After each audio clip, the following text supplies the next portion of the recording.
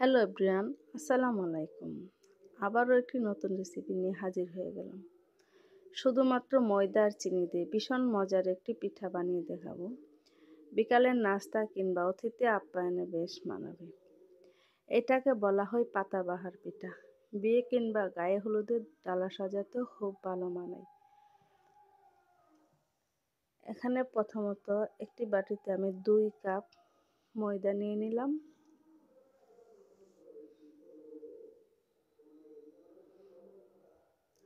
পরিমাণ মতো লবণ দিয়ে 3-4 চামচ তেল দিয়ে ভালো করে সময় নিয়ে মাখিয়ে নিতে হবে। যত সময় এই তেল এবং ময়দা ভালো করে মাখিয়ে নেবেন ততই পিঠাটা সফট হবে।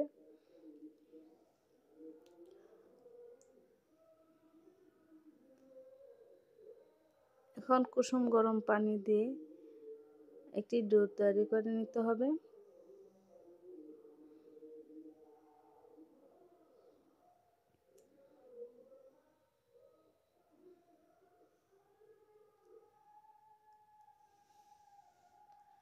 ডোটা তৈরি হয়ে গেলে ভালো করে মথে নিতে হয়।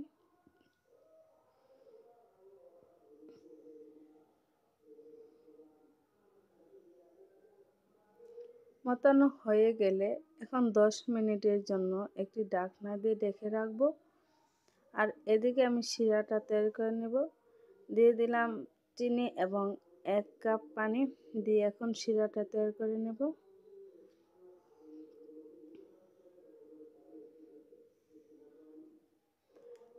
ডো থেকে আমি একটি ছোট গুল্লা নিয়ে কিছু ময়দা দিয়ে একটি লম্বা আকৃতি করে একটি রুটি বানিয়ে নেব।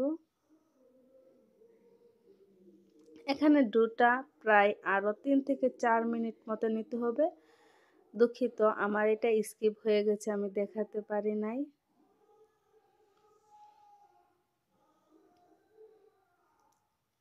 এখন একটি ছুরির সাহায্যে চারপাশে কেটে নেব।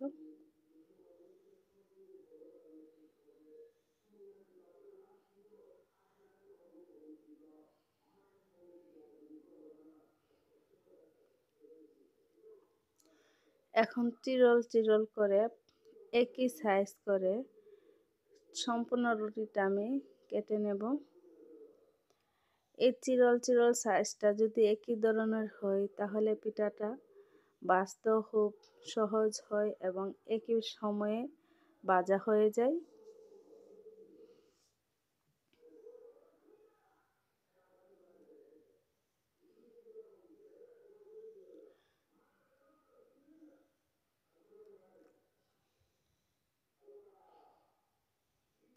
কাটা হয়ে গেলে এখন পানি দিয়ে অর্ধেক সাইড ভালো করে লাগিয়ে নেব।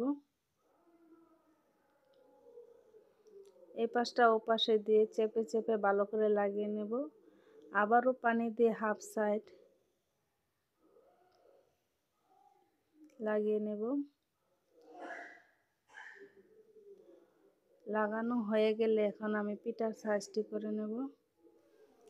এখন অপর সাইডটি উল্টিয়ে নিয়ে পিঠার সাইজটা করে নেব। পিঠার ডিজাইনটা ঠিক যেন পাতার মতো হয়, যে কারণে পিঠাটা পাতার বাহার পিঠা বলে থাকে। এখন একটি কড়াইতে আমি তেল গরম আগে থেকেই করে রেখেছি। আর এই পিঠাটা সবগুলা পিঠা একসাথে বানিয়ে ভাজা যায় না, কারণ লেয়ারগুলো লেগে যাওয়ার সম্ভাবনা থাকে, যে কারণে 2 থেকে 3টা পিঠা বানিয়ে তেলে ভেজে নিতে হয়। এখন উল্টিয়ে পাল্টিয়ে একটি ব্রাউন কালার করে নিতে হয়। ভাজা হয়ে গেলে গরম গরম আমি শিরাতে দিয়ে দিলাম।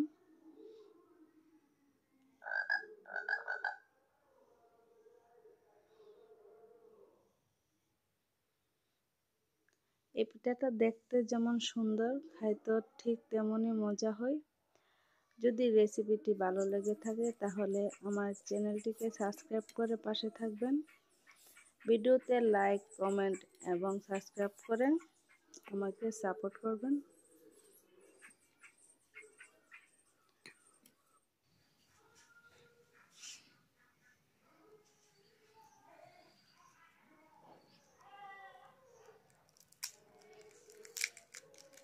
খুবই মচমচে হয়, খেতেও কিন্তু দারুণ মজা লাগে।